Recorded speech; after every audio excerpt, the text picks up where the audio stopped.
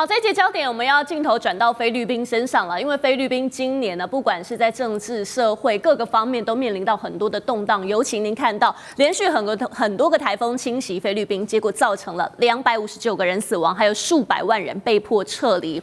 但是原本大家都以为说这是天灾带来的灾害，结果不调查还不行，一调查结果发现，原来这根本就不是天灾，而是人祸。怎么说呢？因为这个很关键的防洪工程被系统性的贪污给掏空，让灾情变得更加的惨重。那很多人就在想说，好，离谱涉案的可能就是1-2个官员，没有，因为现在一步一步被揭露，说包含了有这个工程的高层、承包商，而且甚至连国会议员都卷入。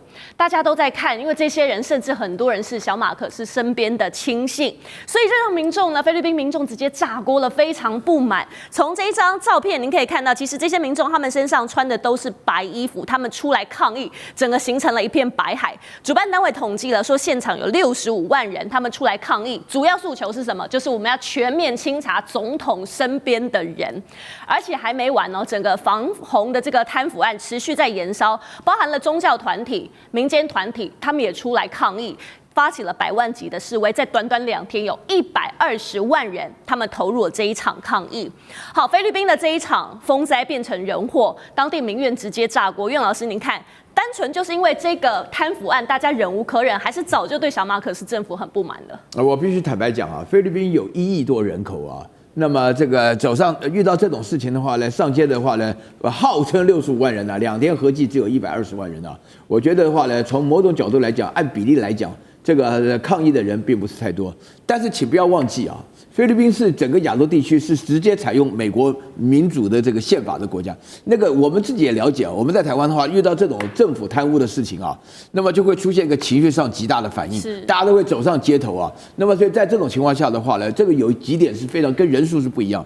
第一个的话呢，这个事件的本身呢，这些出来抗议的人啊，是抗议的理由就是我们中国人讲叫清君侧啊，就是说你这个总统小马可仕旁边的人啊，通通在贪污，尤其是他的亲戚，而且这个事实上我们已经讲了好久，就菲律宾人呢，这个国家完全没有进步的空间，这是第一个。第二个的话呢，就是在整个情况下来讲。这个小马可仕现在面临的是自己啊内忧外患一大堆，内忧的话呢，自己家人都讨厌他要死。我举个例子啊，有一个报纸叫做《马尼拉 Times》啊，《马尼拉时报》，那居然讲黄岩岛就中国领土。啊，这个大家这在报上面写的，就是这种情况下来讲的话呢，我不晓得这里面有没有大陆买通的或者怎么样的哈。但是这个报纸说完了，我们上次在这边就评论这个新闻，就《马尼拉 Times》里面消息就有这样子讲的话，就是说对于小马可仕来讲，他现在就是孤注一掷啊，就是完全用南海的议题来显现他的威望，然后这个也搞不清楚，那自己国内不买单。然后另外第3点的话呢，我觉得美国从头到尾就没有支持他，反而是在拖他的脚啊，因为小马可仕现在做成这个样子的话，就没有办法表现的时候，很多人就外传了，我也听到这个谣言，就是小马可仕有把柄在美国人手里，那他自己的话呢，也不敢对美国说什么，也不敢讲什么，他的确就是跟着老马可仕在1986年的那个政变，革命的时候呢，就 People's Power 就跑到夏威夷去了嘛，所以说到目前为止，在美国长大的情况。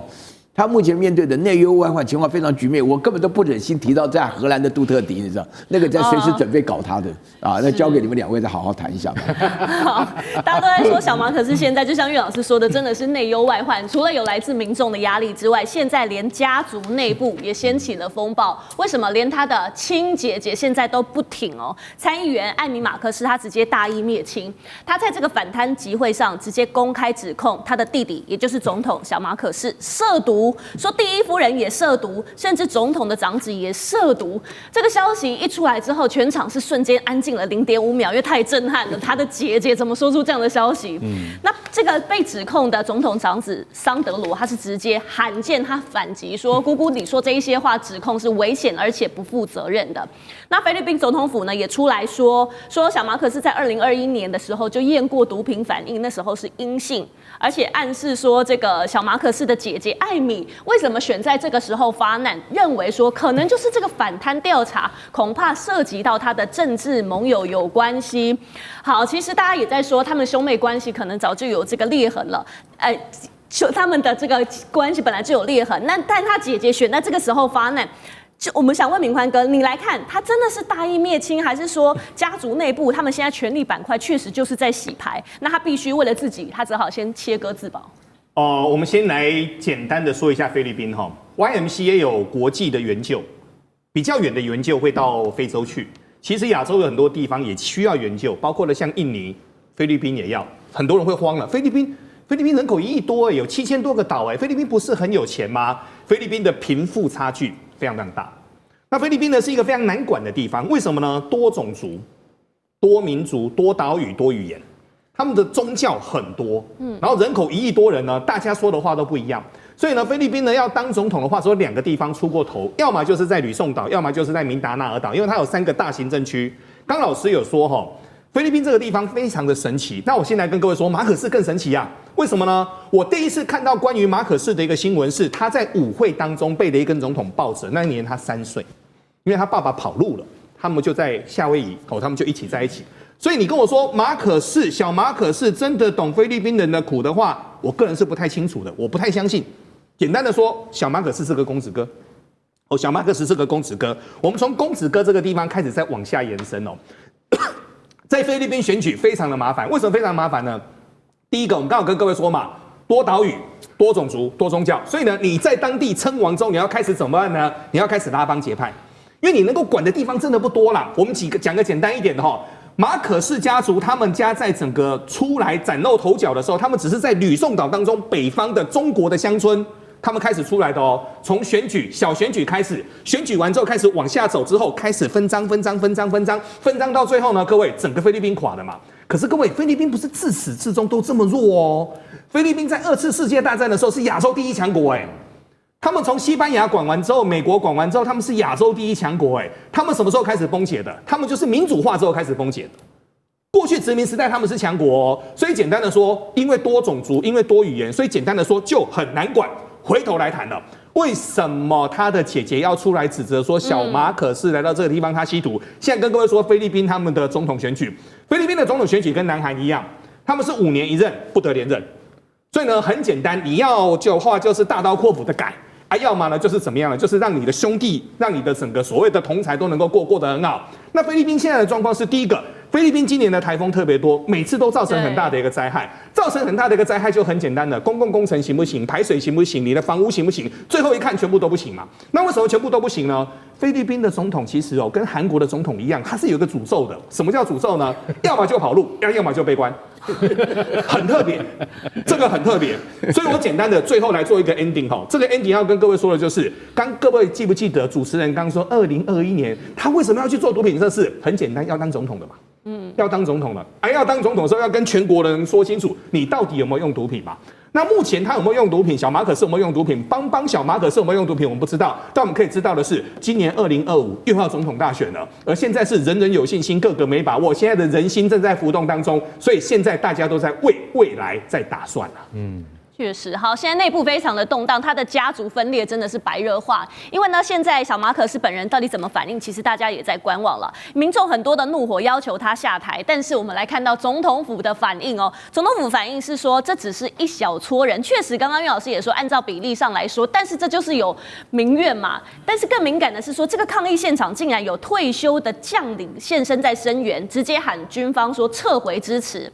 但是在曾经经历过人民力量革命跟军变的这个菲律宾呢，其实这个讯号蛮不寻常，所以大家也在观望。那军方最新是罕见警告说，示威里头可能有不肖分子，甚至有外国资金的渗透，还影射说是邻国可能要对菲律宾的社会来挑拨离间，制造对立。好，现在大家在看菲律宾现在呢，民众上街，家族内战真的是内忧外患。那军方现在又说有外部的势力风险，会不会陷入了这个内部失序、外部压力双重夹击？更您的看法？我跟你讲哈，你看你自己顾好自己比较要紧啊，不要说把外国势力给拉进来啊，对不对？因为实际上菲律宾的一个社会本来就是不是一个走在轨道上的社会。那他们的民主制度是学习美国，仿效美国有参众两院。在这种情况底下，那他们的架构是存在的，可是他们的那个就是他们的精神跟以及尊重宪法的那个态度是跟美国完全不一样的。他们虽然很早就已经被美国这个就是说殖民了，可是问题是他都没有学到真正的民主。所以在这种情况下，从老的马可仕开始，一直到现在，其实贪污的像罗牧师啊等等这些贪污的传闻没有断过。当然这个事情发生了，就说哎呀，天灾造成什么？造成了这个台风啊，卡马基台风本来不会死那么多人，你知道为什么吗？卡马基过去的时候，防洪工程全倒了，你知道吗？洪水冲进来，所以才会死了259个人。他可以死一点点人的，死了这么多，就是因为什么？就是因为豆腐渣工程。那豆腐渣工程呢，马上被小马可斯自己拿来讲，他说：“我很痛心啊，我认为啊，这些承包商所做的都叫做幽灵工程啊，我下令啊，要成立委员会特别调查。”就抗议的老百姓就说：“调查应该调查你自己吧，对不对？难道你会不晓得吗？”结果你知道现在他们说调查，真的调查出来了。要在听证会里面，你知道包商真的出来作证啊，40个国会议员说，给不给钱？不给钱就不给标，不给钱就不给你标案。哇，那比我们台湾那些贪官还要可怕，真的不。国会议员不是参议院就是众议院的，不给钱就不给。结果总共贪了多少？总共贪了1000亿披索，大约等于是580亿台币啦。